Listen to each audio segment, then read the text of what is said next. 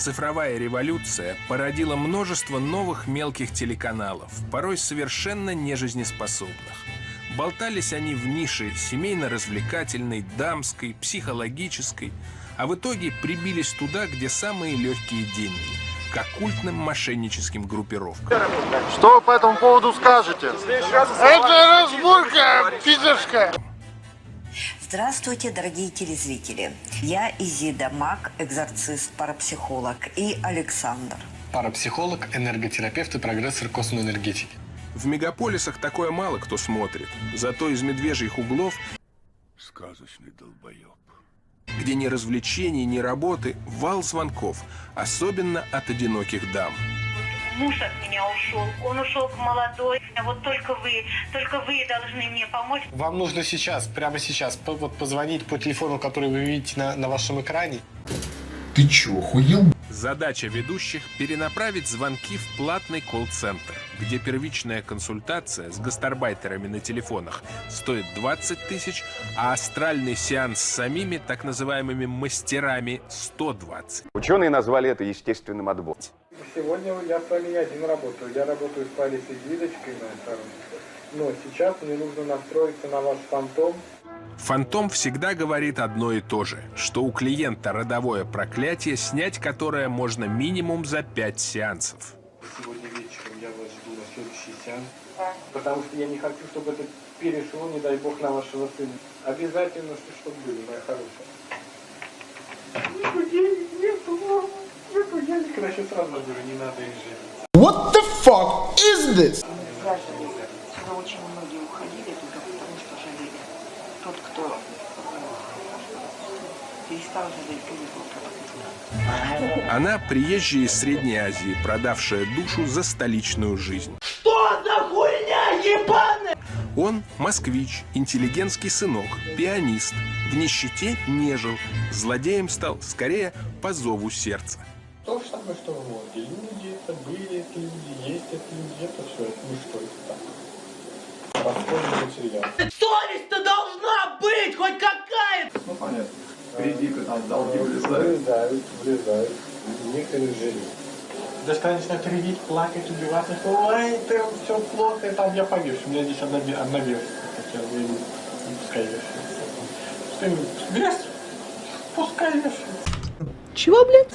Потом на сеансе повесилась, на сеансе потом тоже собралась, то есть не жалеть. У меня нет жилья, это страшно на самом деле. Я одна вообще. Что делать дальше, я не знаю. У меня было несколько попыток суицида. Ну, я там отравилась таблетками, однажды спрыгнула с 5-го этажа с балкона. Я не представляю, как дальше жить.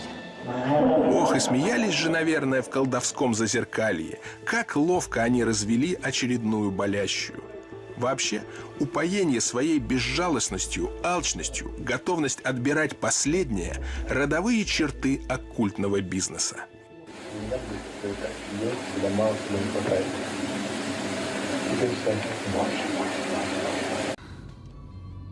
Да ты имбецил. Но это люди, все абсолютно, которые нам звонят, это категория людей, в психологии называется зависимые. Это люди, не способные принять решение сами.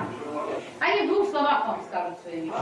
А вы эту мечту должны ухватиться, все эти ниточки нанизать на свою руку и сделать из них марионетки. Слышь, псина, куда ты идешь? И разодрать все его проблемы настолько, чтобы он кровоточило, чтобы они рыдали, вот когда вы ставите диагноз, они должны рыдать. Рыдать, чтобы их разодрали полностью. Каждый день пациент должен платить. Как только он сказал: алло, я хочу на прямой эфир к Серафиме, все, ему адрес прописан. Выход платный. Блядство, разврат, наркотики. Сейчас я буду проводить обряд. В конце работы я вам поставлю защиту. Эта защита будет держаться минимум 40 лет. Какая она вот эта вот мразь, бабка. Недоучившийся студент затрапезного вуза считает, что честный труд – удел лохов. В эфире представляется то сибирским шаманом, то жрецом Вуду. С глаз и порчу обещает убрать за 5 сеансов, гипертонию и рак за 10. Свечу зажигайте. Отлично. Так, давайте, закрывайте глазки, я приступаю. Знали бы верующие в экстрасенсорику, каким мерзавцам они вверяют свои тайны, на какую глупейшую мистификацию они возлагают свои надежды. Избавь от...